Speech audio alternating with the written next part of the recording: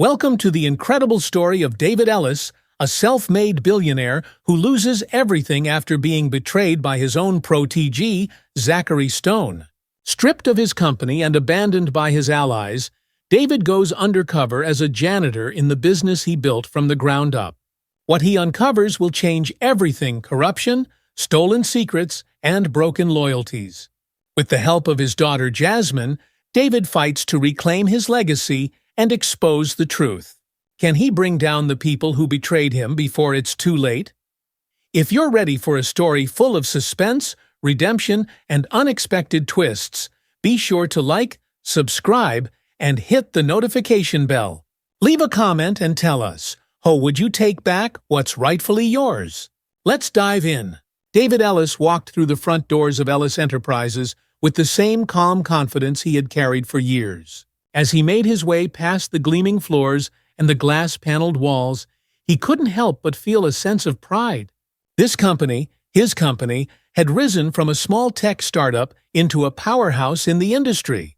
Every detail of the building, from the minimalist decor to the advanced tech systems embedded into its foundation, reflected the vision David had poured into it over the decades. Ellis Enterprises wasn't just a business to David, it was a part of his soul, built on the values of integrity, innovation, and a desire to uplift not just the people within the company, but also the community that surrounded it. David had always believed in giving back. He funded educational programs, championed diversity initiatives, and refused to bow to corporate greed. That had made him enemies in the business world, men who saw people like numbers on a balance sheet, but David never wavered. Today was supposed to be another routine day at the office. A quarterly review, a few meetings, perhaps a lunch with his old friend and co-founder Mike White. But as David reached the elevator and punched in the code for the executive floor, something felt off. He couldn't put his finger on it, just a subtle shift in the air, like the faint smell of a storm on the horizon. The elevator doors slid open, and David stepped out onto the executive floor, greeted by silence. Usually, the floor bustled with activity, with executives moving between meetings or grabbing coffee. But today, the air felt still. Too still. David's personal assistant, Claire, sat at her desk near the entrance to his office. Her face, usually warm with a smile, looked tense as she glanced up from her computer. "Good morning, Mr. Ellis," she said, her voice tight. "Morning, Claire," David replied, his brow furrowing. "Everything all right?" She nodded too quickly. "Yes, sir. Just a bit of a busy morning, that's all." David nodded, though he wasn't entirely convinced. There was something in her eyes that made his stomach twist slightly with unease. He pushed the feeling aside, assuming it was nothing more than the stress of upcoming quarterly meetings. But the nagging feeling lingered as he entered the boardroom. The room was filled with familiar faces, each one part of the team that had built Ellis Enterprises into the titan it was today. These were people David had handpicked over the years, men and women who had proven themselves capable, loyal, and aligned with the company's values. Yet today, something was different. Instead of the usual banter and easy conversation, there was a heaviness in the air, a tension that made David pause for a split second as he took his seat. Zachary Stone, his protégé and the company's chief operating officer, sat at the far end of the long mahogany table, his hands clasped in front of him. Zachary had come to Ellis Enterprises fresh out of business school, full of ambition and promise. David had taken him under his wing, mentoring him through the ranks. Now, at 35, Zachary was one of the most powerful figures in the company, a man with influence, charm, and a sharp intellect that had helped push Ellis Enterprises to new heights. "Good morning, everyone," David began, taking his usual seat at the head of the table. "Let's get started. I believe we're here to go over the quarterly performance, correct?" Zachary glanced at the others around the table, a brief smirk crossing his lips. "Actually, David, there's something else we need to discuss first." David raised an eyebrow. "Something else?" Zachary clicked a remote, and the large screen on the wall behind him flickered to life. Instead of the usual financial charts and reports David expected to see, a dossier filled with unfamiliar documents appeared. The numbers on the screen were daunting, showing what looked like declining profit margins, reduced revenue growth, and escalating costs that David didn't recognize. "Zachary, what is this?" David asked, a knot forming in his stomach. Zachary leaned back in his chair, his tone shifting to one of calculated coolness. "It's our financial situation, David. Or more accurately, the financial mess that we're in because of certain decisions." David frowned, feeling a sense of confusion and growing unease. "I don't understand. We've been hitting our targets for the past year. These numbers, Zachary interrupted, his voice sharp, are the reality of where we are. And it's not good. We're hemorrhaging money, David. Departments that aren't pulling their weight. Wasteful spending on programs that don't offer a return on investment." David shook his head, his mind racing to process what he was seeing. He had always been thorough with the company's finances, making sure every decision reflected both profitability and the values he believed in. None of this made sense. "I've gone over the books myself," David said, trying to keep his voice steady. "These numbers don't add up. We've been making steady gains." "David," Zachary cut him off again, his tone dripping with condescension now. "What you've been doing is clinging to an outdated model. You've invested too much in departments that aren't generating profit. You've poured resources into community programs that, while noble, don't benefit the company's bottom line. The board's concerned, and frankly, so am I." David glanced around the room, expecting the familiar faces of his colleagues and friends to back him up. But instead, they avoided his gaze, staring at the table or their phones. No one spoke. The silence was deafening. Then David's eyes landed on Mike White, his oldest friend and the co-founder of the company. Mike, who had been there with him through thick and thin, through every success and failure, was sitting at the far end of the table, his hands clasped in front of him, staring down at a stack of papers. "Mike," David asked, his voice laced with confusion and a hint of betrayal. "What's going on?" Mike looked up, his face pale and strained. For a moment, he looked like he might say something might defend David, might stand up and put an end to whatever this was.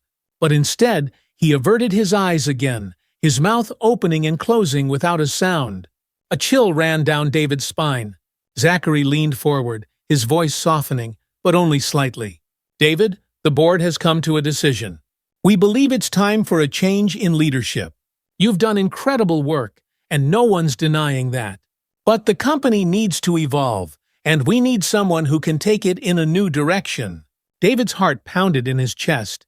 He had known Zachary was ambitious, but this was a power grab, and it had been planned carefully behind his back, without a single warning.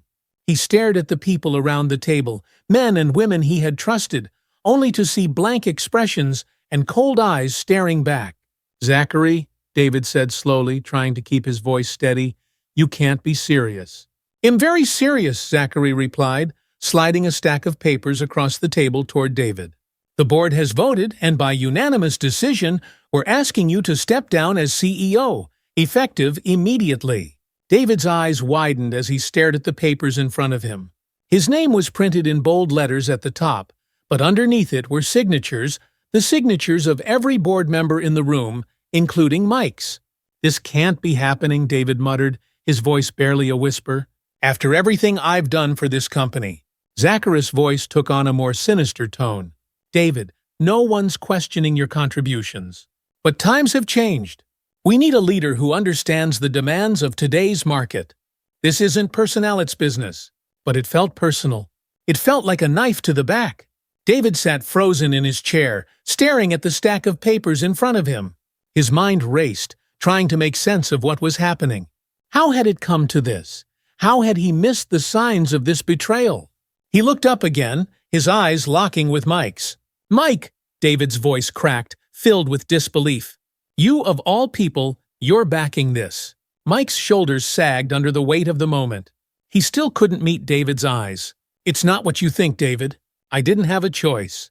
David's heart pounded as he stared at his friend, no, his former friend, unable to comprehend the words coming out of Mike's mouth. "No choice," David repeated, his voice rising. "You had every choice. You had the choice to stand by me, to support me, and instead you stabbed me in the back." Mike finally looked up, his face etched with guilt. David, I'm sorry, but the board, they're worried. The company's struggling. Zachary convinced them this was the only way to save it. David's hands shook as he gripped the edge of the table. And you believed him? It's not that simple, David, Mike said quietly. This isn't just about you or me. It's about the future of the company.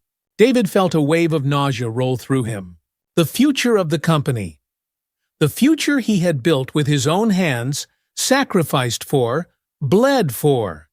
And now, in a matter of minutes, it was being taken from him by a group of people who had never understood his vision, never understood what Ellis Enterprises truly stood for.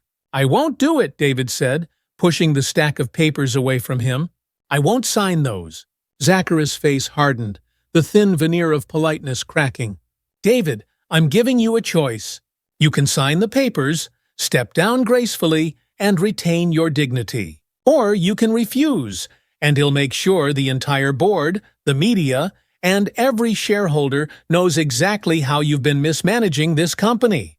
David's eyes flashed with anger. Mismanaging? You mean investing in people, in programs that matter? You call that mismanagement? I call it outdated, Zachary shot back. This is the corporate world, David. You know that. It's cutthroat, and you're no longer equipped to lead in it. David shook his head, feeling the walls close in around him. You can't do this. This company, Zachary said, his voice cold as ice, is no longer yours. A silence fell over the room as David's words hung in the air. He looked around at the faces of the board members, searching for any hint of remorse, of doubt, of loyalty. But all he saw was a room full of people who had already made their decision.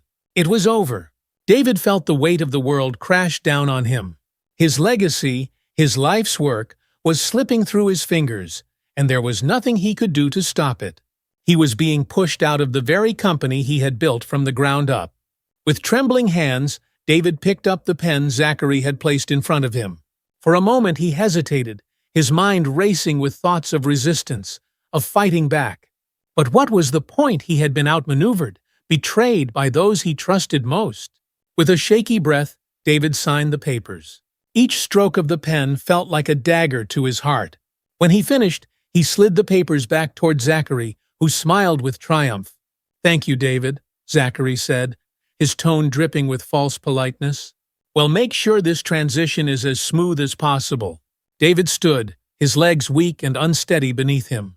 This isn't over, Zachary, he said quietly, his voice filled with a quiet determination that surprised even him. Zachary's smile faltered for a moment, but he quickly regained his composure. Well, see. Without another word, David turned and walked out of the boardroom. His head was held high, but inside, he felt hollow like the ground had crumbled beneath him, leaving him with nothing but a long fall into darkness. The hallways of Ellis Enterprises, once bustling with energy and purpose, now felt like a maze of shadows and whispers. David walked through them slowly, each step heavier than the last.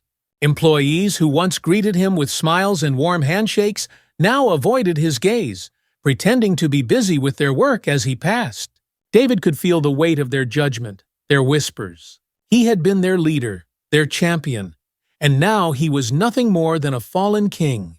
As he reached the lobby, he saw his daughter Jasmine standing near the front doors, waiting for him. Her arms were crossed tightly over her chest, her expression one of barely contained anger. Dad, she said sharply as he approached. David stopped, the weight of the day crashing down on him even harder. Jasmine, I don't want to hear it, she interrupted, her voice hard. How could you let this happen? How could you let them push you out like this? David swallowed hard, the guilt and shame swirling inside him. I didn't have a choice. Jasmine's eyes narrowed, her disappointment cutting through him like a knife. You always have a choice. You could have fought for it, for the company, for everything we've built. David flinched at her words. I tried, Jasmine. I tried to protect everything. You didn't try hard enough, she said, her voice cold. You let them win. And now you've let me down. David opened his mouth to speak, but no words came. What could he say? How could he explain the helplessness, the betrayal, the overwhelming sense of failure that had consumed him in that boardroom? Jasmine shook her head, her disappointment clear. I don't know what's happened to you, Dad. But this is not the man I looked up to." With that, she turned and walked out the front doors, leaving David standing alone in the lobby, feeling more defeated than ever before. David's new apartment was a stark contrast to the life he had once lived. Gone were the spacious rooms, the luxurious furnishings, the sprawling views of the city skyline. Now, he found himself in a small two-bedroom unit with peeling paint and outdated appliances. It wasn't the kind of place David had ever imagined himself living in, but it was all he could afford after being forced out of his company. The first few days in his new life were a blur. David barely left the apartment, spending most of his time sitting on the worn couch, staring blankly at the TV or at the piles of boxes he hadn't yet unpacked. He was lost in his own thoughts, reliving the moment when everything had crumbled beneath him. He had built Ellis Enterprises from nothing, poured his heart and soul into it, and now it was gone stolen from him by people he had trusted. The isolation was suffocating. David had never been a man who thrived on solitude. He had always been surrounded by people as his employees, his partners, his family. But now his phone barely rang. The people who had once been his closest allies had distanced themselves, either out of fear or out of loyalty to Zachary. The only person who called was Jasmine, and even those conversations were brief and strained. She was still angry that he had let the company slip through his fingers, angry that he hadn't fought harder. One evening, as David sat alone in the dimly lit living room, his phone buzzed on the coffee table. It was a notification from a news app. He glanced at the headline, his stomach sinking. Zachary Stone announces new direction for Ellis Enterprises' major restructuring plan. David clenched his jaw as he read the article.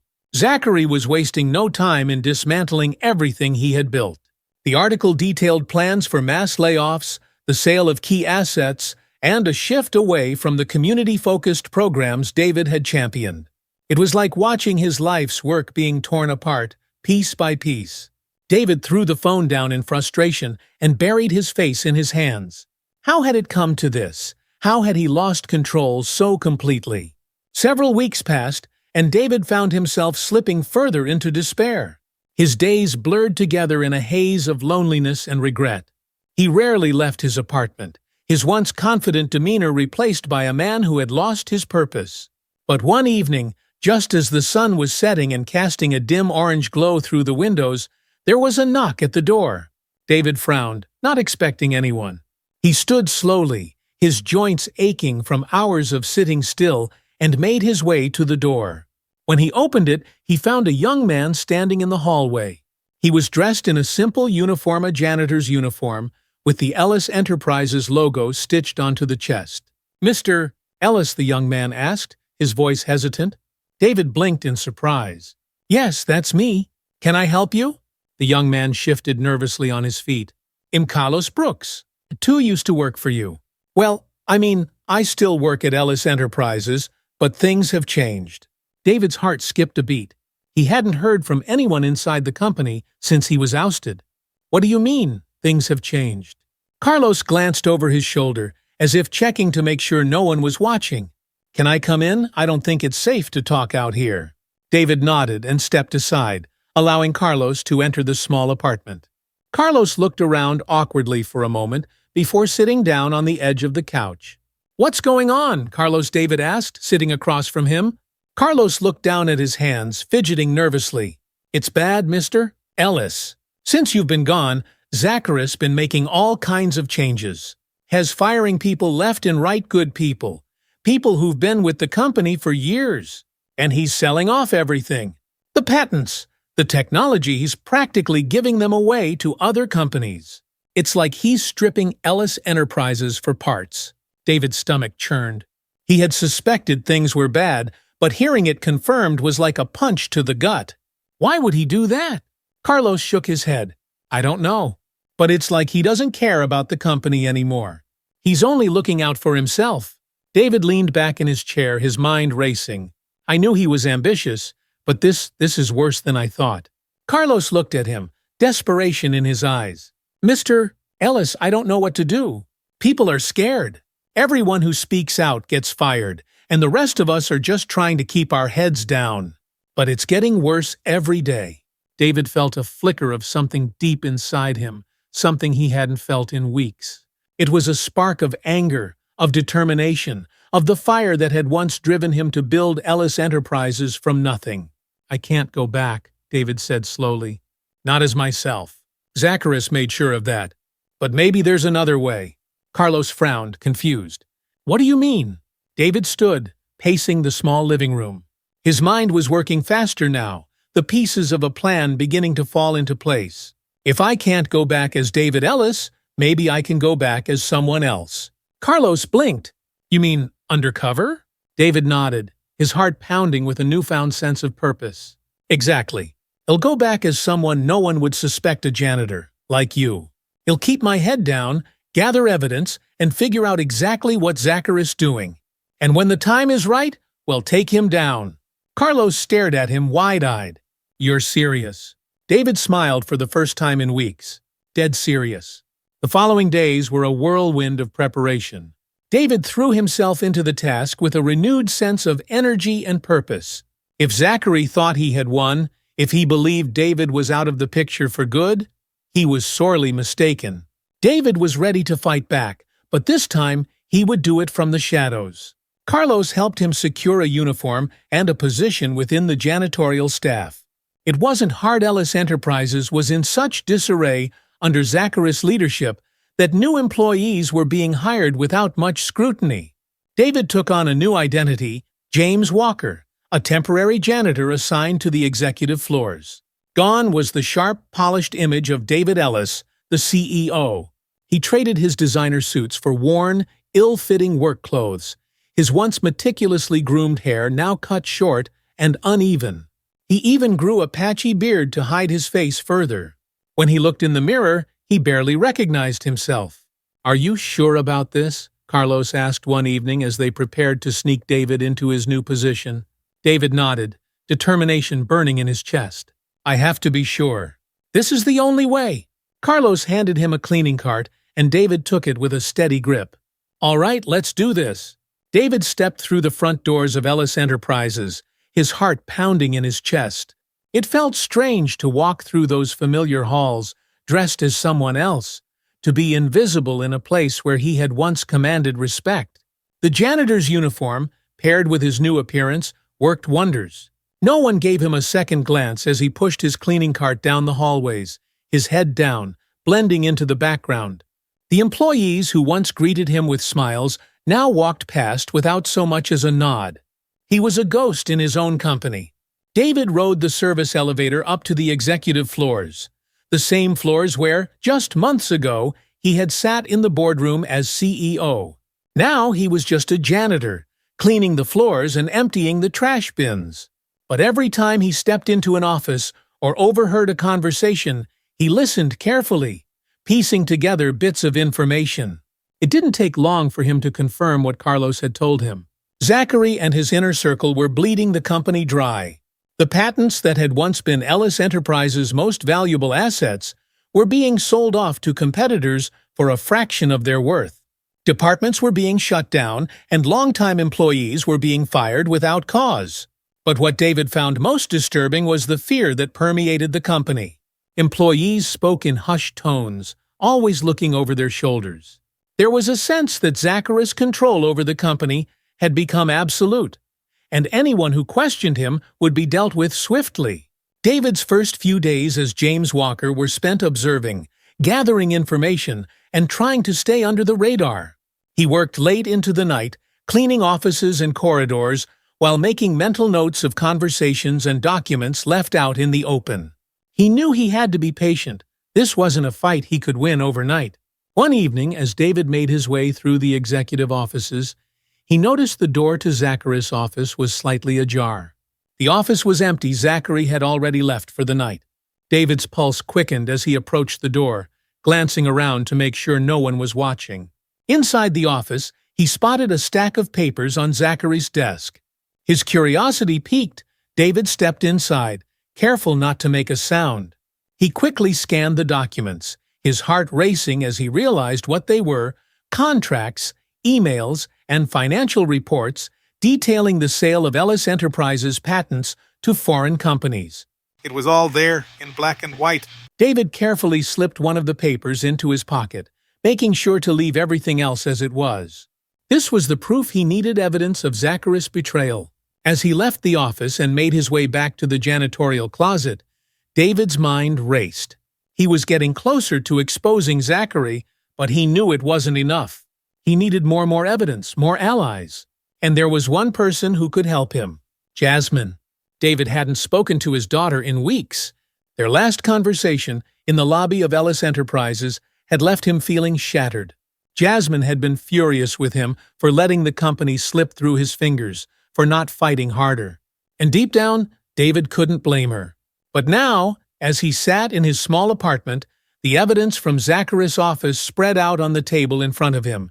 David knew he had to reach out to her. He couldn't do this alone, and Jasmine, despite their strained relationship, was his best chance at getting the company back. He picked up his phone, his hands shaking slightly as he typed out a message. "Dad, Jasmine, I know you're angry with me, and you have every right to be. But I need your help. It's about the company. Zachary is destroying everything we built, and I can't stop him alone. Please call me. I'm sorry." David stared at the screen, his heart pounding as he hit send. For a long time, there was no response. He began to wonder if Jasmine would even bother replying. But then, late that night, his phone buzzed. "Jasmine, what do you want?" David hesitated, unsure of how to respond.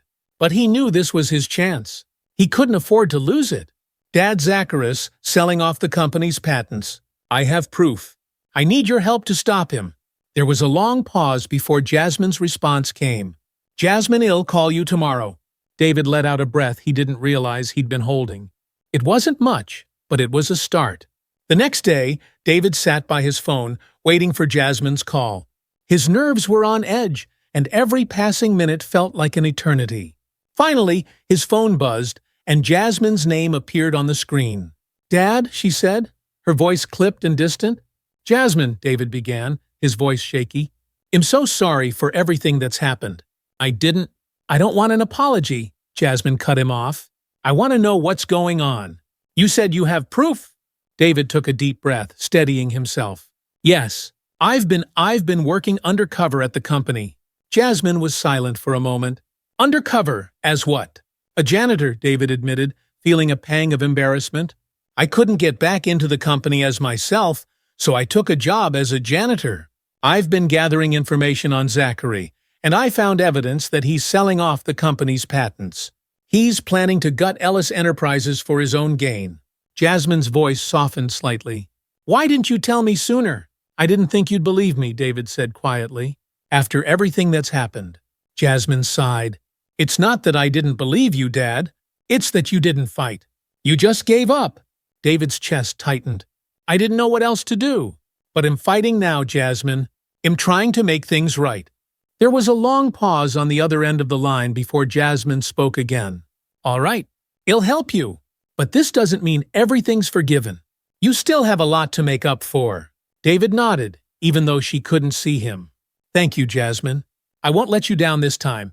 As the call ended, David felt a flicker of hope ignite in his chest. It was a small step, but it was something. He had a long road ahead of him, but for the first time in weeks, he felt like he wasn't walking it alone. The next morning, David paced nervously around his small apartment, his thoughts consumed by the upcoming meeting with Jasmine. His conversation with her the night before had given him a sliver of hope, but he couldn't shake the uncertainty lingering in the pit of his stomach. Jasmine had agreed to help, but the tension between them remained palpable. He knew their relationship was still fractured, and he wasn't sure if it would ever fully heal. David glanced at the stack of documents he had gathered from Zachary's office. The evidence was damning, but it wasn't enough. He needed more proof, more allies. This wasn't a fight he could win on his own, and while Jasmine's help was crucial, he knew he needed others to back him up if they were to take down Zachary and Tyler Reed, the chief financial officer who had enabled Zachary's corrupt practices. When Jasmine arrived later that day, David greeted her at the door, his nerves on edge. She stepped inside, her expression unreadable. "I brought everything I have," David said, gesturing to the table covered in documents. "This is just the start. I've been gathering information for weeks, but I need more if we're going to present a strong case to the board." Jasmine walked over to the table, her sharp eyes scanning the papers. "This is good," she said after a moment, her voice neutral. "But you're right. It's not enough." David's chest tightened. "I know. That's why I need your help." Jasmine crossed her arms, her posture stiff. "I'll help you, Dad. But I want to make one thing clear. I'm doing this for the company. I'm doing this because I refuse to let Zachary destroy what we built. But this doesn't mean everything between us is fixed." David nodded, feeling the weight of her words. "I understand. And I don't expect you to forgive me overnight. But thank you for being here." For the next few hours, they worked together in silence, going through the documents and forming a plan. Jasmine's legal expertise proved invaluable as she helped David identify which pieces of evidence could be used to present a case of fraud and breach of fiduciary duty to the board. Slowly but surely, the puzzle was starting to come together. As the days passed, David and Jasmine continued their work, carefully compiling evidence and strategizing their next moves. But David knew they couldn't do this alone. They needed someone on the inside, someone who still had access to the company's inner workings and could provide them with the information they couldn't obtain from the outside. David thought back to his conversation with Carlos, the janitor who had first come to him with the news of Zachary's corruption. Carlos had already risked a lot by coming to David, and David knew he couldn't ask the young man to get involved further without jeopardizing his job. But there was someone else, someone who had been there from the beginning, who had stood by David's side through thick and thin before Zachary's betrayal. Mike White. Mike had been David's closest friend and confidant for years. But in the months since David's ousting, their relationship had grown cold. Mike had been one of the board members who voted to remove David as CEO, and that betrayal still stung. But despite everything, David knew Mike wasn't an evil man. He had made a mistake, and David believed there was still a part of Mike that regretted his decision. One evening, David decided to reach out. He sat at his small kitchen table, his phone in hand, staring at Mike's contact info. A part of him wanted to leave the past behind, to forget about Mike and move on. But another part of him, the part that still believed in second chances, knew that he couldn't do this without Mike's help. With a deep breath, David dialed Mike's number. The phone rang twice before Mike answered. David, his voice sounded surprised, maybe even nervous. "Mike," David said, his voice steady, "we need to talk." There was a pause on the other end of the line. "What about Zachary?" David replied, his tone sharp. "You know what he's doing to the company. You've seen the changes. I need your help to stop him." Mike sighed heavily, the weight of guilt clear in his voice. "David, I made a mistake. I thought I was doing what was best for the company. But things have gotten out of hand." David nodded, even though Mike couldn't see him. "It's not too late, Mike. You can still do the right thing." There was another long pause before Mike finally spoke. "Okay, I'm in." The next day, David met with Mike in a small cafe near the Ellis Enterprises building. It was the first time they had seen each other since the day of the board meeting, and the tension between them was thick. Mike sat across from David, his expression one of discomfort and regret. "I never wanted it to come to this, David," he said quietly. "I thought Zachary had the company's best interests at heart. But I was wrong." David looked at him, his face unreadable. "You didn't just betray the company, Mike. You betrayed me." Mike winced, the guilt evident in his eyes. "I know, and I'm sorry. I don't expect you to forgive me, but I want to make things right." David studied him for a moment, trying to gauge the sincerity of his words. He could see the conflict in Mike's expression, the guilt, the shame, but also the determination to fix what had been broken. "All right," David said finally. "If you're serious about this, I need you to get me information. Anything you can find on Zachary and Tyler's plans. I know they're selling off patents and draining the company's accounts, but I need solid proof." Mike nodded, his jaw set with resolve. "I'll do whatever I can." For the first time in months, David felt a flicker of hope. He wasn't alone in this fight anymore. With Mike's help, he had a real chance of bringing Zachary down. With Mike now on their side, David and Jasmine's plan began to take shape. Mike, still working at Ellis Enterprises, provided them with critical information about Zachary and Tyler's activities. He fed them internal emails, financial documents, and even recordings of conversations where Zachary and Tyler openly discussed their plans to strip the company of its assets. David worked tirelessly, late into the night, piecing together the evidence. The puzzle was becoming clearer. Zachary's goal was simple: sell off as much of the company as possible, siphon the profits into offshore accounts, and leave Ellis Enterprises a hollow shell. It wasn't just greed, it was a calculated betrayal of everything David had built. Jasmine, meanwhile, continued to work on the legal side, preparing a case that could be presented to the board. She reached out to other shareholders who had been disillusioned by Zachary's leadership, slowly building a coalition of people who still believed in the original vision of Ellis Enterprises. One by one, they began to turn the tide in their favor. But as they gained momentum, David knew they were also attracting attention. As David continued his undercover work as James Walker, the janitor, he noticed that Zachary was becoming increasingly paranoid. The once confident and smooth-talking COO now seemed on edge, constantly checking over his shoulder and holding closed-door meetings with his closest allies. One evening, as David cleaned the executive floor, he overheard a conversation between Zachary and Tyler in Zachary's office. The door was cracked open just enough for David to hear their hushed voices. "Something's not right," Zachary said, his voice tense. "Someone's been poking around, asking questions, looking at documents they shouldn't be." Tyler chuckled softly. "You're overthinking it, Zach. No one's stupid enough to go against us. Not with the power we have." Zachary wasn't convinced. "Maybe, but I'm not taking any chances. I'm having security tighten their surveillance. If anyone's trying to undermine us, well, find them." David's heart raced as he listened. He had to be more careful. Zachary was onto something, and if he wasn't careful, his entire plan could fall apart. The next few weeks were tense. David continued his work in the shadows, gathering as much evidence as he could while trying to avoid suspicion. Mike kept feeding him information, but even Mike was starting to feel the pressure. One day, Mike called David, his voice strained. "David, I don't know how much longer I can keep this up. Zachary's been asking questions, he's suspicious." David's chest tightened. He couldn't afford to lose Mike now. "Just hang in there a little longer, Mike. We're close."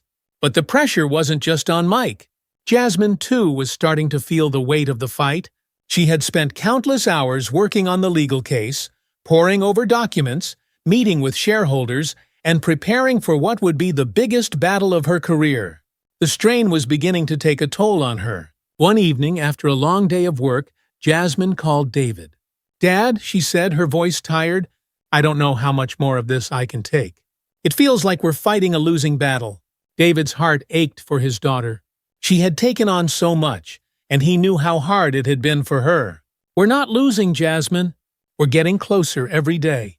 "But what if it's not enough?" Jasmine asked, her voice cracking with emotion. "What if Zachary is too powerful? What if we can't stop him?" David took a deep breath, trying to steady his own nerves. "We can stop him. I know it feels overwhelming, but we're stronger than he is. We have the truth on our side."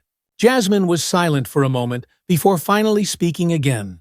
"All right, Dad, I trust you." David smiled, feeling a surge of determination. They had come too far to give up now. They would see this through, no matter the cost. As the resistance against Zachary grew stronger, David knew it was time to take their plan to the next level. They had gathered enough evidence to prove Zachary and Tyler's corruption, but they needed a way to present it to the board. The shareholders had to see the truth before Zachary could do any more damage to the company. David and Jasmine decided to call an emergency board meeting. They had enough support from key shareholders to force the meeting, but it would be a gamble. Zachary still held considerable influence, and if they didn't present their case perfectly, it could all fall apart. Mike, who had been instrumental in gathering evidence, was ready to take the final step. He would present the evidence to the board alongside David and Jasmine, exposing Zachary's schemes for all to see. The date for the meeting was set, and David felt a mixture of anxiety and determination. This was it, the moment they had been working toward for months. The future of Ellis Enterprises hung in the balance. Just days before the scheduled board meeting, Zachary's paranoia reached new heights. He had become more erratic, holding secret meetings with Tyler and issuing orders to tighten security across the company. David continued his undercover work, but it became increasingly dangerous. Zachary had ordered security to monitor all employee activity more closely, and there were rumors that anyone caught snooping around the executive offices would be fired or worse. One evening, as David was cleaning near the Human Resources Department, he overheard two employees whispering in hushed voices. "They're looking for someone," one of the employees said nervously. "Zachary's convinced there's a mole inside the company." David's heart raced. If Zachary found out about Mike, or any of the others helping him, the entire plan would fall apart. He had to be careful, more careful than ever before. Despite their best efforts, disaster struck. Mike called David late one night, his voice filled with panic. "David, they're on to me. I don't know how, but Zachary knows I've been helping you." David's blood ran cold. "What do you mean? How does he know?" "I don't know," Mike replied, his voice shaking. "But he called me into his office today. He didn't accuse me outright, but I could tell he knows something." David felt a surge of dread. "What are you going to do?" "I don't have a choice," Mike said quietly. "I have to resign." "No, Mike." "I'm sorry, David," Mike interrupted. "I can't keep going like this. Zachary's too dangerous. If I stay, he'll destroy me." David closed his eyes, his heart heavy with defeat. "I understand. Thank you for everything you've done." Mike sighed. "I'm sorry, David. I really am." As the call ended, David felt the weight of the world crash down on him. They had lost one of their key allies, and now their entire plan was in jeopardy. With Mike gone, David and Jasmine were forced to regroup. The loss of their inside man was a devastating blow, but they couldn't give up now. They still had enough evidence to take to the board, and the meeting was just days away. David spent the next few nights working tirelessly, reviewing the documents, and preparing for the board meeting. He knew this was their last chance to stop Zachary before it was too late. The stakes had never been higher. But despite the setbacks, David felt a renewed sense of determination.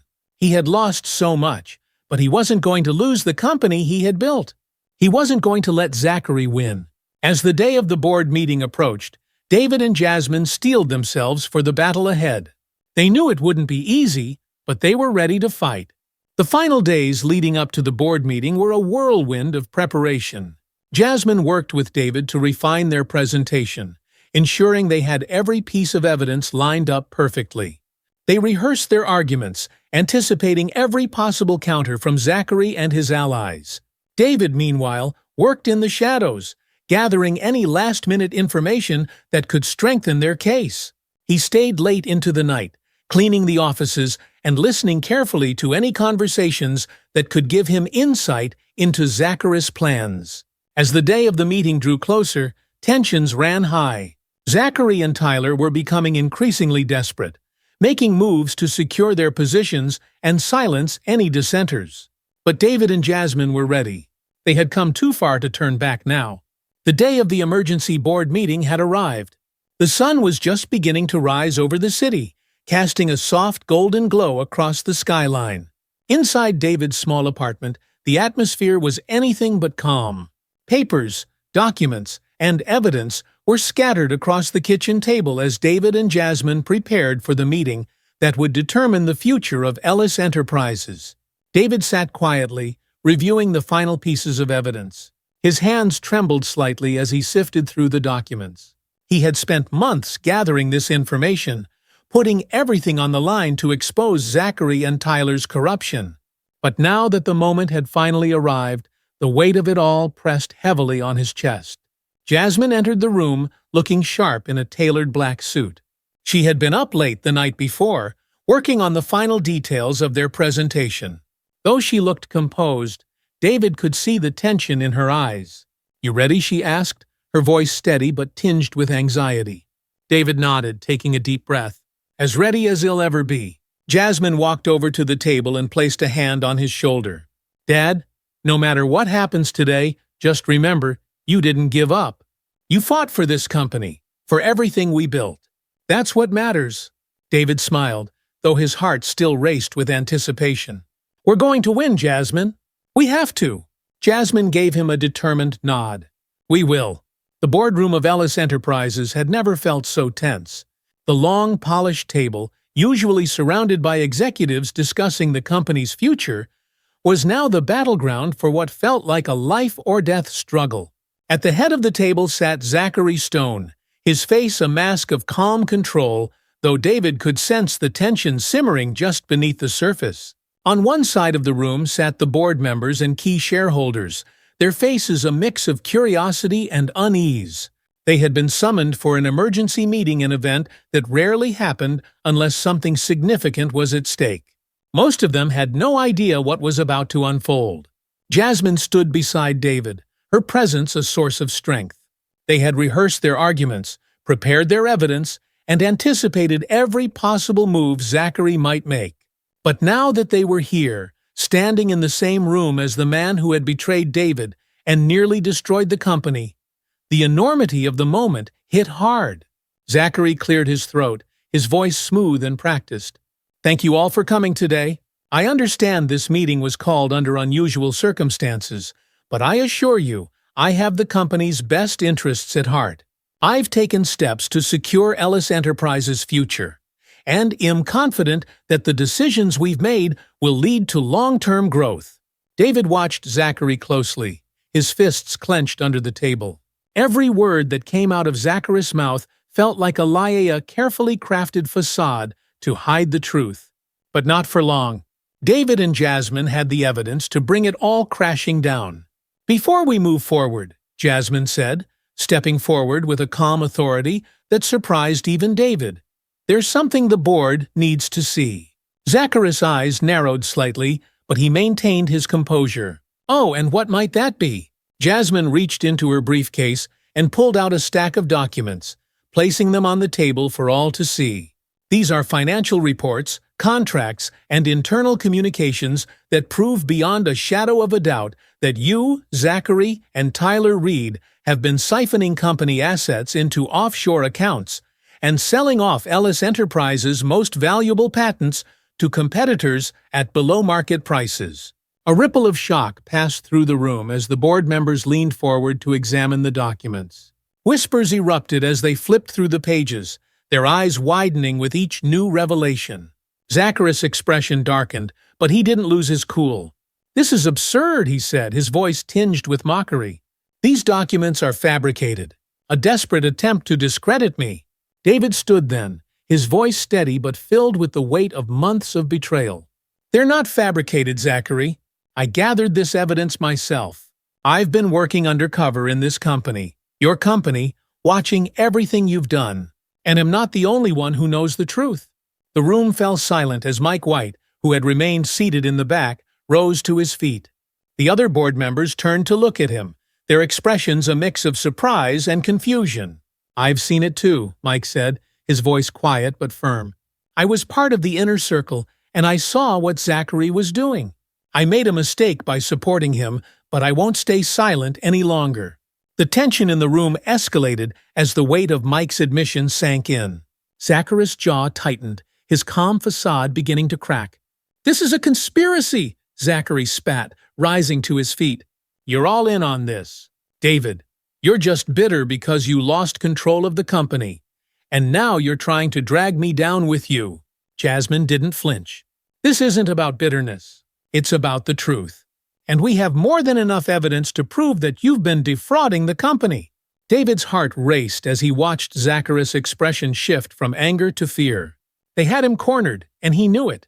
Just as the tension in the room reached its peak, Tyler Reed, who had remained silent throughout the confrontation, stood from his seat. All eyes turned to him, wondering if he would defend Zachary or if he too would crack under the pressure. Tyler's face was pale, his hands shaking slightly as he glanced at Zachary, then back at the board members. I don't want to go down with this," he muttered, his voice barely above a whisper. Zachary's eyes widened in disbelief. "What are you doing, Tyler?" Tyler swallowed hard, his voice trembling as he spoke. "They're right. Everything they've said, it's true. I helped you cover it up. I thought we could get away with it, but I can't do this anymore." The room erupted into chaos as Tyler's confession sent shockwaves through the board. Zachary lunged toward Tyler, fury blazing in his eyes. "You coward!" Security guards quickly moved to intervene, pulling Zachary back as Tyler cowered in his seat. The board members exchanged heated whispers, some already murmuring about legal action and criminal investigations. David stood in the center of it all, his heart pounding. It was over. They had done it. Zachary's empire was crumbling before his eyes, and there was no way for him to escape the consequences of his actions now. As the chaos began to subside, one of the senior board members, a man named James Carrington, stood up, his face grim but resolute. "I think it's clear to everyone in this room that Zachary Stone can no longer be trusted to lead this company. I move for an immediate vote of no confidence." The other board members nodded in agreement, and one by one they raised their hands in favor of the motion. Zachary, his face twisted with anger and disbelief, looked around the room, searching for any sign of support. But there was none. Even his most loyal allies had turned against him. With a resigned sigh, Zachary slumped back into his chair. "You're making a mistake," he muttered bitterly. "This company won't survive without me." David stepped forward, his voice calm but firm. "Ellis Enterprises was never about you, Zachary. It was always about the people, the employees, the shareholders, and the community. You forgot that. And now, it's time for the company to move forward without you." As the vote was finalized and Zachary was officially removed from his position, David felt a wave of relief wash over him. It was done. The man who had tried to steal everything from him was finally gone. In the days following the board meeting, Ellis Enterprises was in a state of transition. Zachary and Tyler were both placed under investigation, and legal proceedings were already underway. The company's stock had taken a hit due to the scandal, but with Zachary's removal, there was a renewed sense of hope among the employees and shareholders. David, however, knew that the real work was just beginning. Rebuilding the company's reputation, restoring trust with employees and shareholders, and fixing the damage Zachary had done would take time. But for the first time in months, David felt like they were on the right path. Jasmine, now seen as a rising star within the company, had taken on a leadership role, helping to guide Ellis Enterprises through the transition. She worked tirelessly, meeting with employees, shareholders, and legal teams to ensure the company was moving forward in the right direction. One afternoon, as David walked through the halls of Ellis Enterprises, he saw familiar faces. Employees who had once avoided his gaze now greeted him with smiles and nods of respect. The atmosphere, once filled with tension and fear, was slowly beginning to change. David made his way to the boardroom where Jasmine was waiting for him. She looked up as he entered, a tired but satisfied smile on her face. "We did it, Dad," she said, her voice soft but filled with pride. "We actually did it." David smiled, his heart swelling with pride. "You did it, Jasmine. You were the one who led this fight." Jasmine shook her head. "We did it together.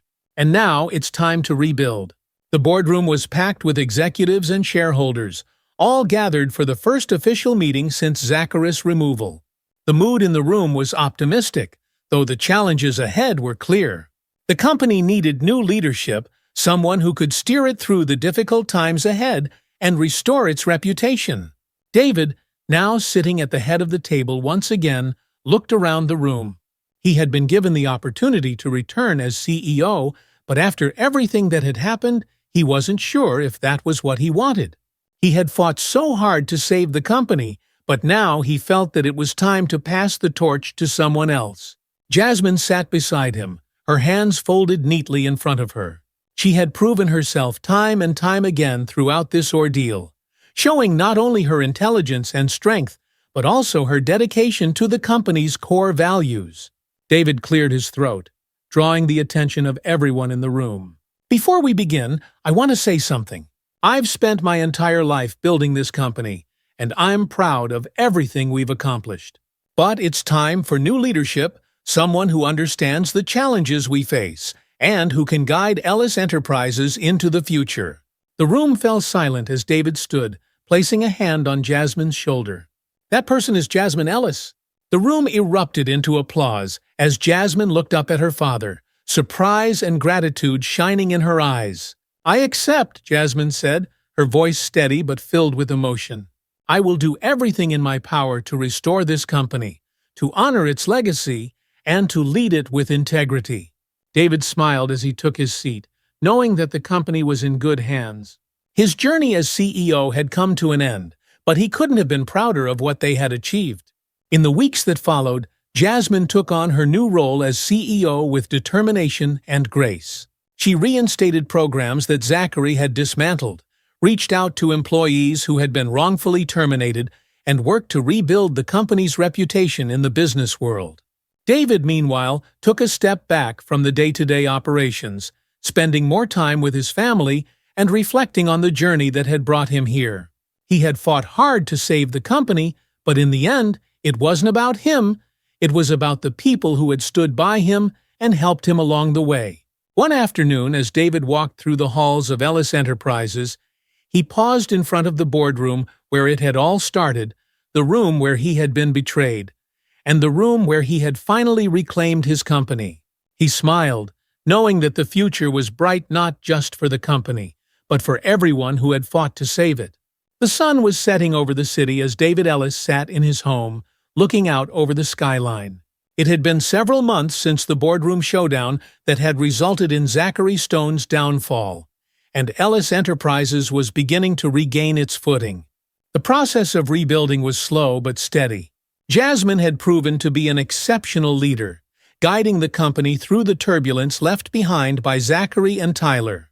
She had reinstated the company's core values, reinvigorated the workforce, and re-established Ellis Enterprises as a force of integrity in the industry. The company's reputation, once tainted by scandal, was now being restored under her direction. David watched as the last rays of sunlight disappeared behind the tall buildings, casting long shadows over the city. He felt at peace, a feeling that had been elusive for so long. The weight of the last few years of betrayal, loss, and struggle had finally lifted. Jasmine had stepped into the role of CEO with confidence, and David had been there to offer guidance when needed. But this wasn't his company anymore. It belonged to Jasmine now, and he couldn't have been prouder of what she was accomplishing. As the night settled in, David's phone buzzed with a message. It was from Jasmine. "Jasmine, Dad, can you come by the office tomorrow? There's something I want to show you." David smiled at the message. Despite his initial reluctance, he found himself stopping by the office regularly, not as the CEO, but as a mentor and supporter. Jasmine always welcomed his input, but she had made it clear from the beginning this was her company to lead, and she was more than capable of doing so. The next morning, David walked into the newly renovated lobby of Ellis Enterprises. The changes Jasmine had made were striking. The once cold corporate atmosphere had been replaced with a sense of warmth and inclusivity. The walls were adorned with artwork from local artists, a nod to the company's commitment to community involvement. Employees moved with purpose and energy, the fear and tension that had once filled the building now a distant memory. As David made his way to the elevator, several employees stopped to greet him. Their smiles were genuine, their words full of gratitude and respect. "Good morning, Mr. Ellis," they said, some with a nod, others with a handshake. But now, there was something different about the way they addressed Himless, about hierarchy, more about appreciation. David reached the top floor and stepped out into the executive wing, where Jasmine's office was located. The doors were open, and she was standing in front of a large display near the entrance, adjusting something on the wall. "Hey, Dad!" Jasmine greeted him warmly, stepping back to reveal what she had been working on. David's breath caught in his throat as he looked at the plaque mounted on the wall. It was a commemorative display, a tribute to the company's history, but with a focus on its core values, integrity, community, and innovation. At the center of the display was a portrait of David, accompanied by a simple but powerful inscription. "David Ellis, founder, visionary, and defender of the people." David stared at the plaque, a wave of emotion washing over him. "Jasmine, It's for you, Dad," Jasmine said softly. "I know you've never been one for grand gestures, but after everything you did to protect this company, you deserve to be remembered, not just as the man who built it, but as the one who saved it." David felt his eyes sting with unshed tears as he turned to look at his daughter. "I didn't do it alone," he said, his voice thick with emotion. "You were there every step of the way." Jasmine smiled, her eyes filled with warmth. "We did it together, Dad. But this company wouldn't exist if it weren't for you. This display isn't just about the past, it's about the legacy you built and the values you passed on." David couldn't find the words to express how much this meant to him. Instead, he pulled Jasmine into a tight embrace, his heart swelling with pride and love. As the day wore on, David stayed at the office, watching as Jasmine moved seamlessly from meeting to meeting, interacting with employees, listening to their concerns, and offering solutions with a calm authority that had become her signature style. She had truly come into her own as a leader, and the employees respected her not just because she was the CEO, but because she embodied the values that had always defined Ellis Enterprises. During lunch, Jasmine shared some of her future plans for the company.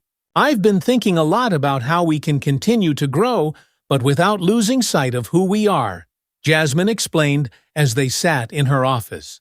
"I don't want us to just be a successful company. I want us to be a company that makes a real impact on the world." David nodded, listening intently. "What do you have in mind?" "I'm launching a mentorship program," Jasmine said, her eyes lighting up with excitement. "It'll be called Ellis Innovators.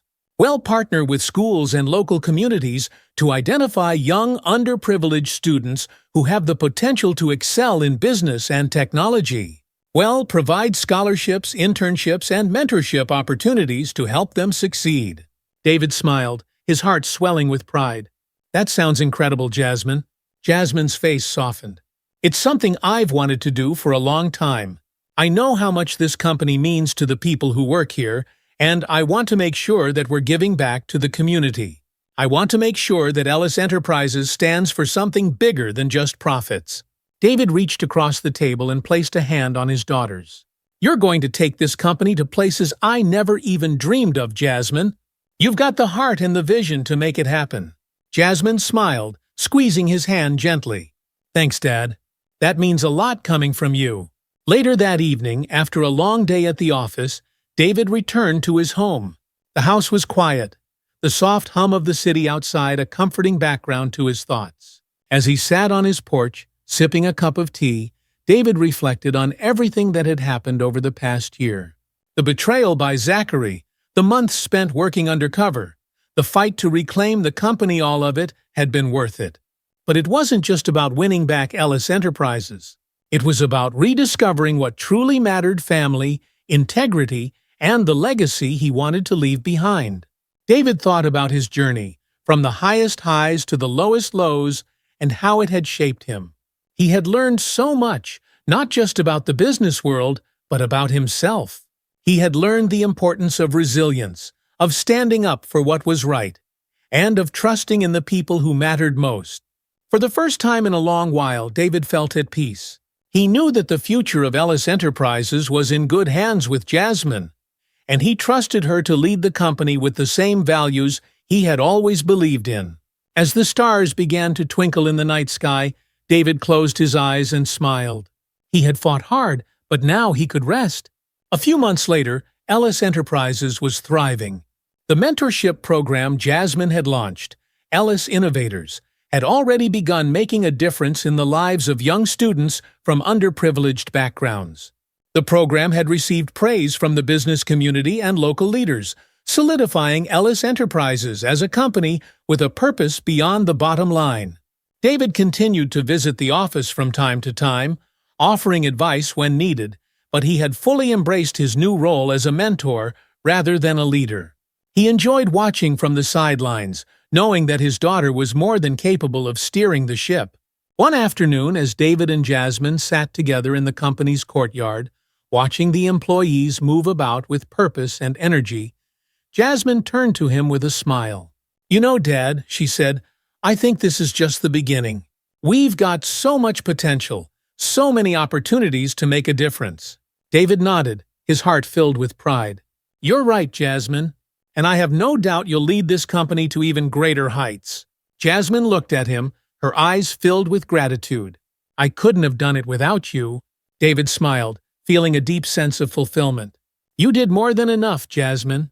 I just gave you the foundation. You built everything else. They sat together in comfortable silence, watching the world move around them. The future was bright, and both father and daughter knew that the best was yet to come.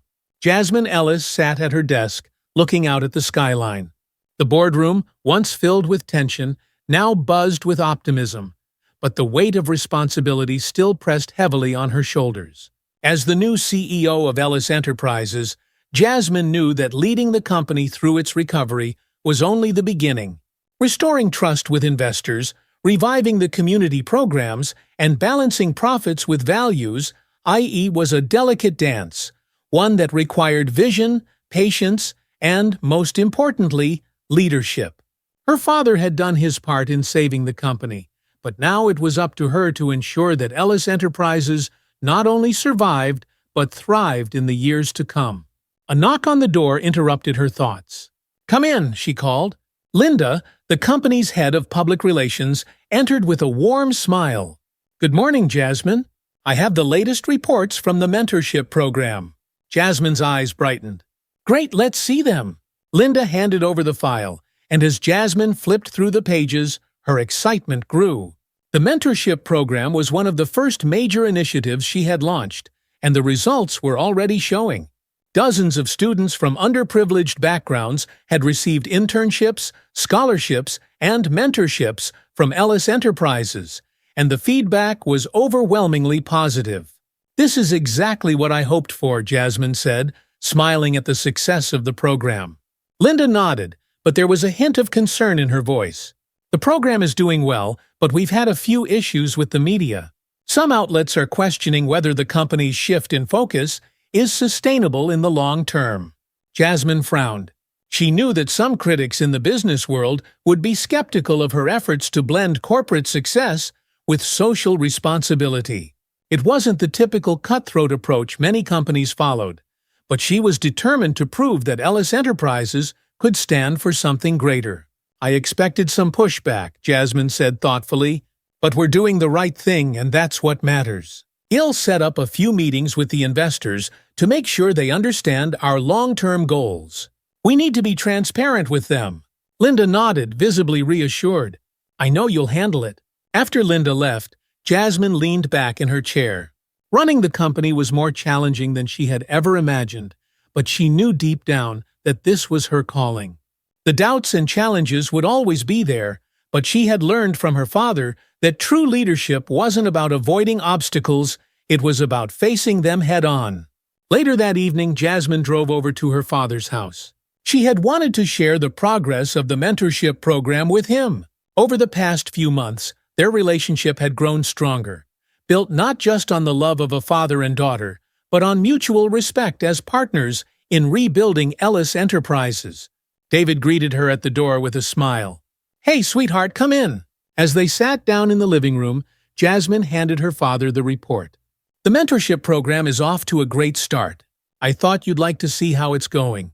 David flipped through the pages, his expression lighting up with pride. "This is incredible, Jasmine. You've done something truly special here."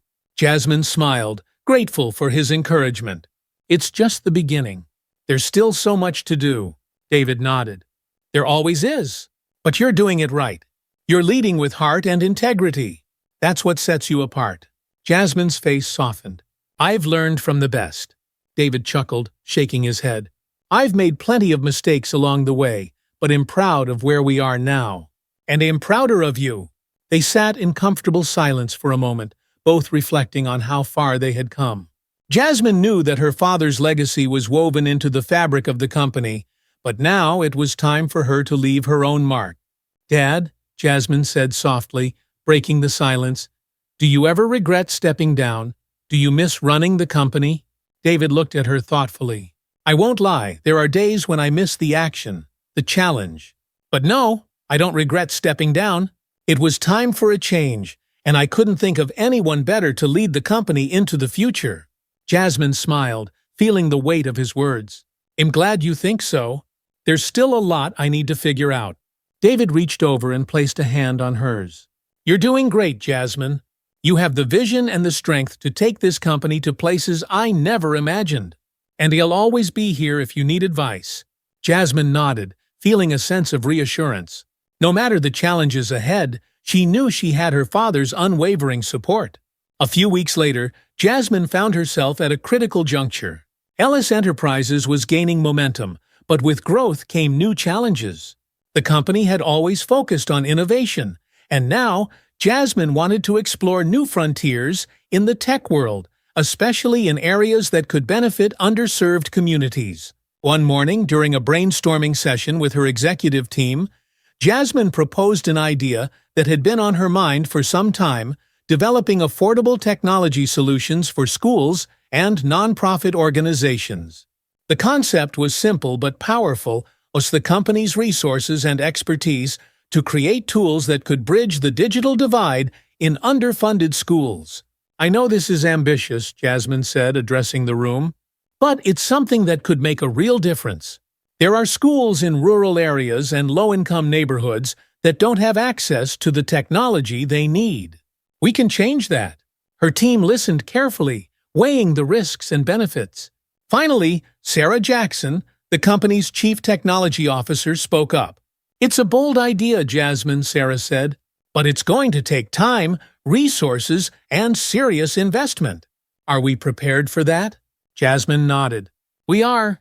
This is about more than just profits, it's about doing something meaningful. We can build partnerships with educational foundations, leverage our existing tech, and create products that are both affordable and high quality." The room fell silent as everyone processed her words. Then slowly, heads began to nod in agreement. "I like it," Sarah said, breaking the silence. "Let's do it." With her team's support, Jasmine felt a renewed sense of purpose.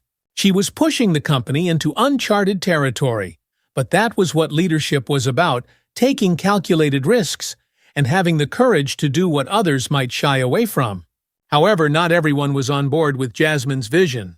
A few days later, at a shareholders' meeting, Jasmine faced resistance from some of the more traditional investors.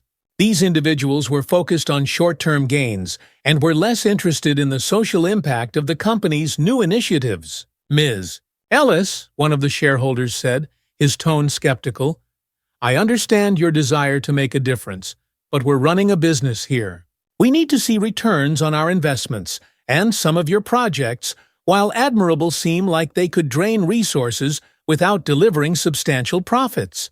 Jasmine listened carefully, knowing this was a conversation she would need to navigate with diplomacy.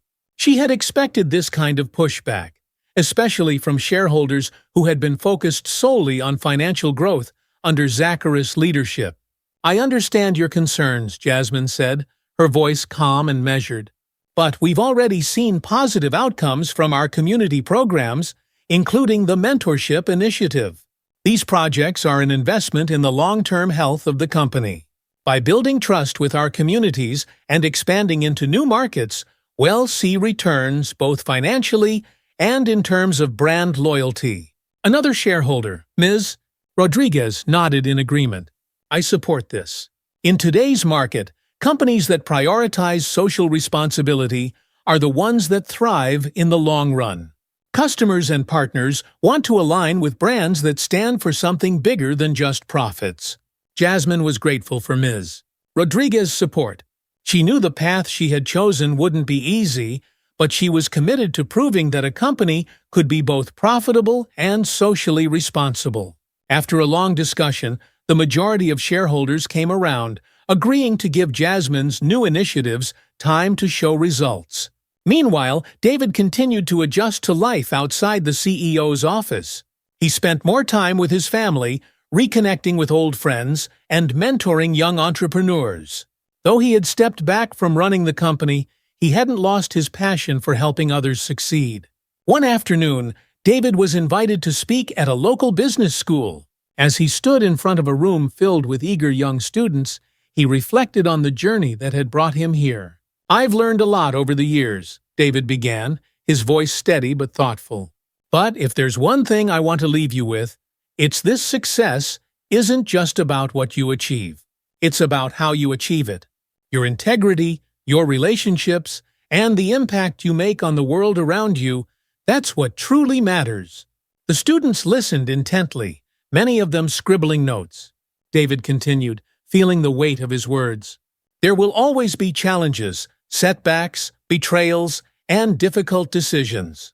But if you stay true to your values and surround yourself with people who believe in the same things, you'll get through it. And you'll come out stronger on the other side. As David finished his speech, the room erupted in applause. He smiled, feeling a sense of fulfillment. Though his days of running Ellis Enterprises were behind him, he knew he still had much to offer. Back at Ellis Enterprises, Jasmine's efforts were beginning to pay off. The Affordable Tech Initiative was gaining traction, and several schools and nonprofits had already signed on as partners. The company's reputation as a leader in both innovation and social responsibility was growing, and investors were starting to see the long-term value in Jasmine's vision.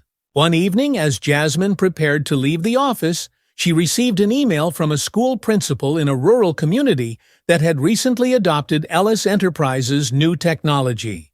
The principal thanked her for making a real difference in the lives of the students, many of whom had never had access to computers before. Jasmine smiled as she read the email, feeling a sense of pride and purpose. This was why she had taken on the responsibility of leading the company. It wasn't just about profits, it was about making an impact. As she closed her laptop and headed for the door, Jasmine felt a renewed sense of determination. There would always be challenges, but she was ready for whatever came next. With the support of her team, her father, and the people who believed in her vision, she knew that the future of Ellis Enterprises was bright. Thank you for following the incredible journey of David and Jasmine Ellis as they reclaimed their legacy and rebuilt Ellis Enterprises.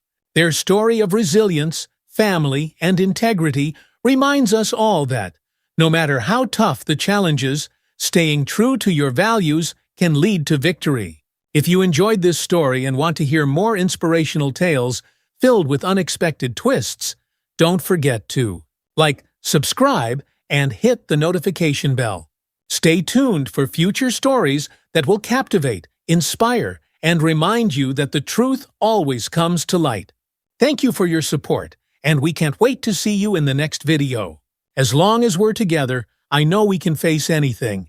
With that, they turned toward the future, confident that they had built a life that would continue to make a difference for years to come.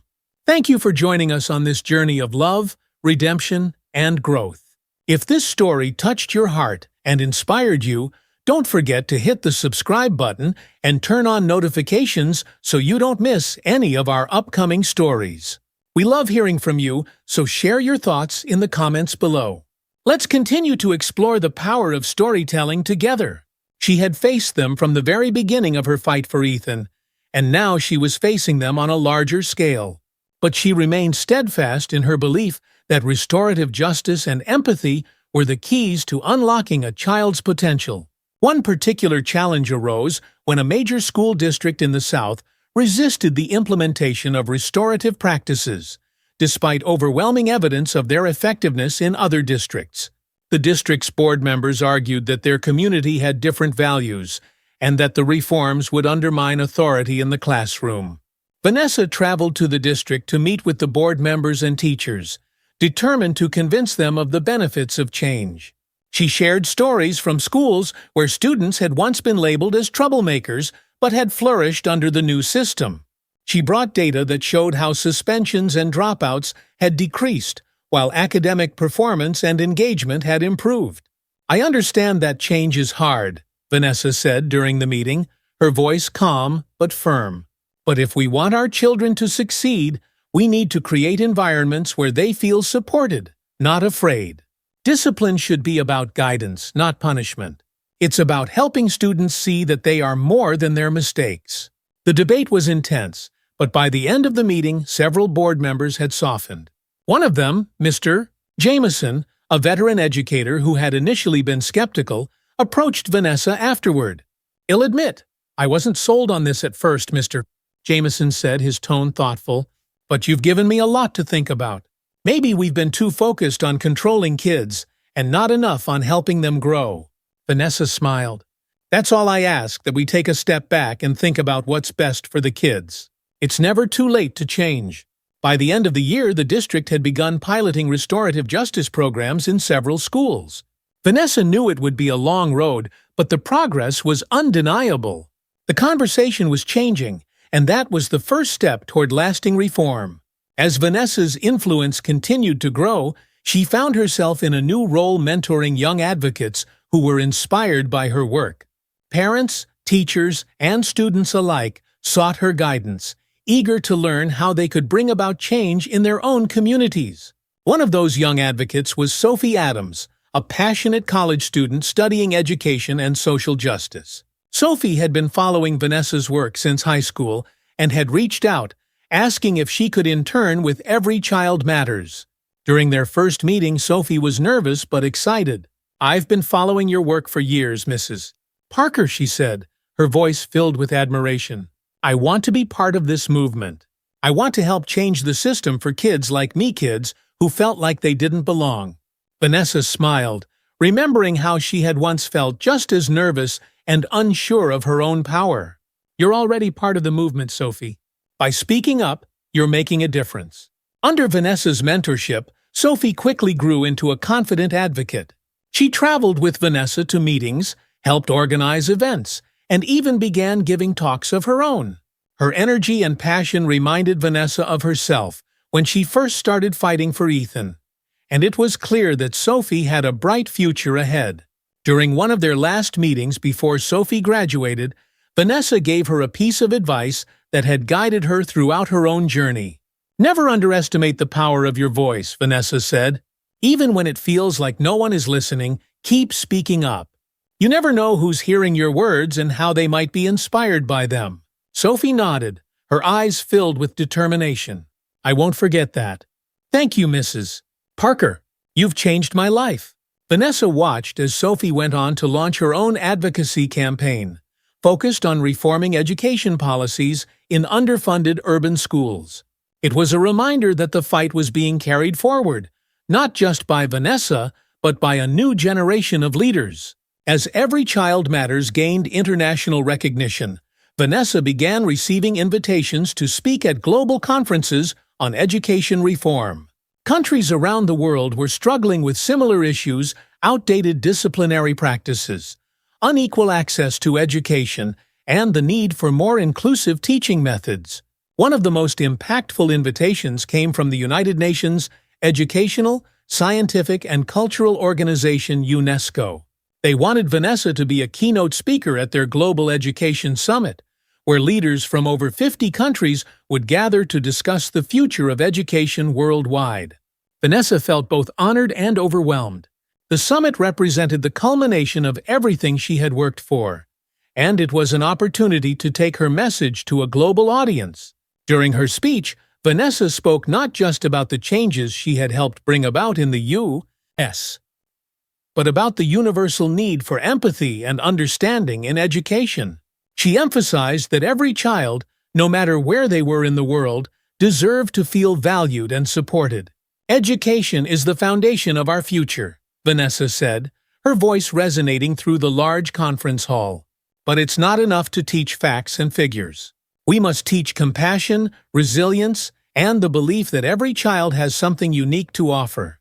When we create environments that nurture those qualities, we're not just preparing students for school, we're preparing them for life." Her speech was met with a standing ovation, and Vanessa left the summit knowing that her work had now reached a global stage. The fight for educational equity and justice was no longer confined to one country, it was a movement that spanned the globe. Years later, Vanessa found herself back where it all began, at Lincoln Elementary, the school where she had first stood up for Ethan and challenged the system that had failed him. The school had been transformed in the years since, becoming a model for restorative justice and inclusive education. The hallways were filled with laughter and energy, and the students walked with a confidence that was once absent. Vanessa had been invited to the school's annual Student Achievement Day, a celebration of the students' academic and personal growth. As she walked through the halls, she passed by a group of students who were part of a peer mentoring program that had been inspired by Ethan's own work as a mentor years ago. One of the students, Maya, approached Vanessa with a shy smile. "Are you Mrs. Parker? My teacher told us about you. She said you helped make this school what it is today." Vanessa smiled, her heart swelling with pride. "I guess you could say that. But it wasn't just me. It was a lot of people working together to make things better." Maya's eyes lit up. "I want to be like you when I grow up. I want to help people." Vanessa knelt down to meet Maya's eyes. "You already are helping, just by being kind and standing up for what's right. Keep doing that, and you'll change the world." As the ceremony began, Vanessa took her seat in the audience, watching as the students were called up to receive their awards. When Ethan's name was announced as a special guest speaker, Vanessa's heart skipped a beat. She hadn't known he would be speaking. Ethan stood at the podium, looking out at the young faces in the crowd. He spoke about his own journey, how he had once been a scared little boy, isolated and unsure of himself, but how his mother's fight for him had given him the courage to believe in himself. "My mom taught me that we all have the power to make a difference," Ethan said, his voice steady.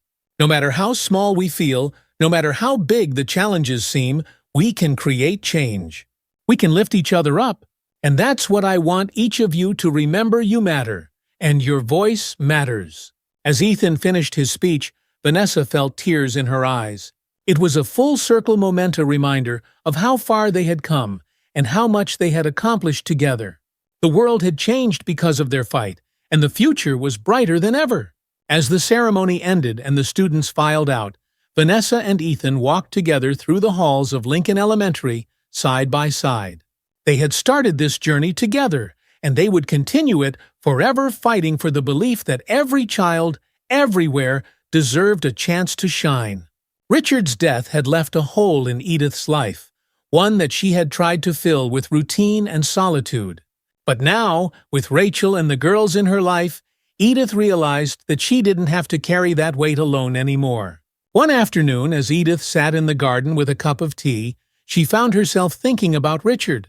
She missed him every day, missed his laugh, his warmth, the way he had always made her feel safe and loved. But for the first time in a long time, Edith felt a sense of peace when she thought of him, peace in knowing that he would have been proud of her for everything she had done to help Rachel and the girls. As she sipped her tea, Edith decided it was time to visit Richard's grave. She hadn't been in a while, and she felt a strong pull to go to tell him about everything that had happened, about the new life she had found after all these years. The next day, Edith drove to the cemetery where Richard was buried. The drive was quiet, the fall colors painting the landscape in shades of gold and red. When she arrived, Edith made her way to Richard's headstone, a small smile on her face as she placed a bouquet of fresh roses at his grave. "Hello, love," she said softly, her voice filled with affection. "It's been a while, but I've been busy. I have so much to tell you."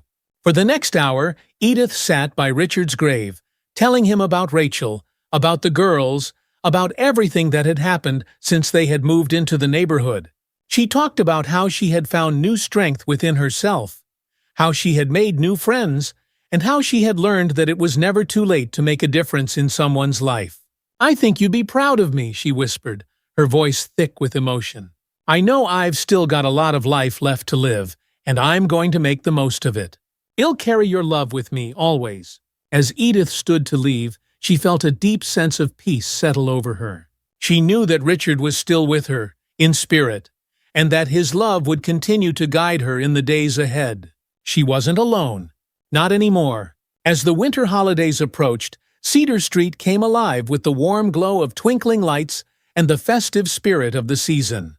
Edith, who had once dreaded the long, lonely winter months, now found herself filled with a sense of anticipation and joy. The neighborhood had changed so much in the past few months, and Edith felt more connected to her community than ever before.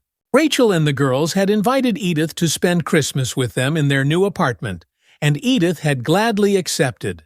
It was a far cry from the quiet, solitary holidays she had spent in years past, and she was looking forward to celebrating with people she cared about. On Christmas Eve, Edith arrived at Rachel's apartment with a basket full of gifts and homemade treats. The girls greeted her at the door, their faces bright with excitement, and Edith couldn't help but laugh as they pulled her inside. "We've been waiting for you," Lily exclaimed, her eyes sparkling with joy. Mom made hot chocolate. Edith's heart swelled with affection as she followed the girls into the cozy living room where Rachel was waiting with a warm smile. The apartment was decorated with twinkling lights and a small Christmas tree, and the air was filled with the comforting scent of cinnamon and pine. "Welcome, Edith," Rachel said, hugging her tightly. "We're so glad you're here." "I wouldn't want to be anywhere else," Edith replied, her voice full of warmth. As they sat together by the fire, sipping hot chocolate and exchanging stories, Edith felt a deep sense of contentment. This was what she had been missing for so long, a sense of connection, of belonging, of family. The evening passed in a blur of laughter, conversation, and warmth. The girls opened their presents with wide-eyed excitement, and Edith marveled at how far they had come since the dark days of living under Derek's control. They were happy, healthy, and full of life, and Edith knew that Rachel had done an incredible job of creating a safe, loving home for them. Later that night, after the girls had gone to bed, Rachel and Edith sat together by the fire, reflecting on everything that had happened over the past year. "It feels like a lifetime ago," Rachel said quietly, her eyes focused on the flickering flames. "Sometimes I still can't believe we made it out." "But we did." "You did," Edith corrected gently. "You found the strength to leave, and now you and the girls have a bright future ahead of you." Rachel smiled, her eyes glistening with gratitude. "I couldn't have done it without you, Edith. You were there when I needed someone the most, and I'll never forget that." Edith reached out and took Rachel's hand, squeezing it gently. "We've been there for each other, and we'll keep being there, no matter what comes next." As they sat together in the quiet of the night, Edith felt a deep sense of peace settling over her. The storm was over, and now it was time to move forward to embrace the future with open arms, knowing that they had all found the strength to survive and thrive. And in that moment, Edith knew that everything would be all right. Thank you for following along with Edith's emotional and inspiring journey. If you found this story moving or relatable, make sure to hit that subscribe button so you don't miss out on more powerful stories like this. We'll be bringing you more heartwarming tales of resilience, community, and the strength of the human spirit. And don't forget to click the notification bell so you'll always be the first to know when new content is available. We value your feedback, so if you enjoyed this story, leave a like and share your thoughts in the comments below. Thank you for being part of our storytelling community, and stay tuned for more stories that remind us all that no matter how hard things get, we are never truly alone.